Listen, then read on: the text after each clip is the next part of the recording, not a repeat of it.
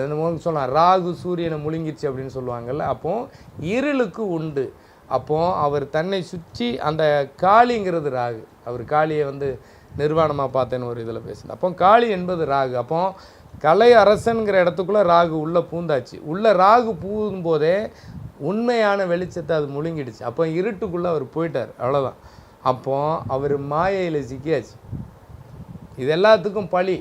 அப்போ இல்லாத ஒரு விஷயத்தை இருக்கிற அளவுக்கு அவரால் பேச முடியும். இப்போ இன்றைக்கி இவ்வளோ விஷயமும் சித்தரித்து நிறைய விஷயங்கள் பேசுவார்.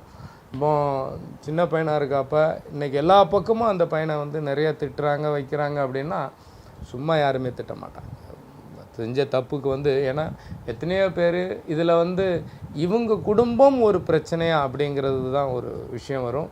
3 குழந்தைகள் வேறு அந்த பையனுக்கு. அப்போ கலை அரசன் அப்படிங்கிற பேருக்கு வந்து அந்த கேது சூரியன் சேரும்போது இன்னும் இந்த இப்போ எடுத்திருக்கிற முடிவில் நிலையாக இருப்பானா கஷ்டம்.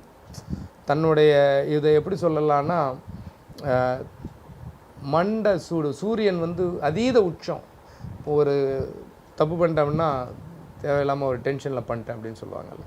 பொதுவாகவே ஆன்மீகத்தில் இருந்தால் உடம்பு ஹீட் ஆகும். அப்போது அதுக்கு தகுந்த எண்ண அலைகளை வந்து நாம் வந்து முதல்ல இப்போ நிறையா பெரிய பெரிய மகான்கிட்டெல்லாம் போனீங்கன்னா ரொம்ப பொறுமையும் நிதானமும் இருக்கும். பார்த்துருக்கீங்களா? வயசு ஏற ஏற அவங்கக்கிட்ட பக்குவமும் அனுகூலமும் ரொம்ப நல்லாயிருக்கும்.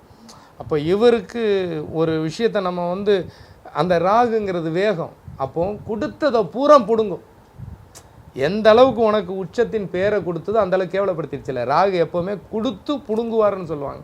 இன்னும் தர மட்டத்துக்கு போய் இன்னும் அவர் நிறையா கஷ்டப்படுவார். ஏன்னா கேதுங்கிறது 7 வருஷம் அவர் புகழை கொடுத்தார். ராகுங்கிறது 18 வருஷம். இனி அதை வச்சு செய்யும். அப்போது இதுதான் நெகட்டிவ். நாம் எதை விதைக்கிறோமோ அதை இருக்கிறோம்.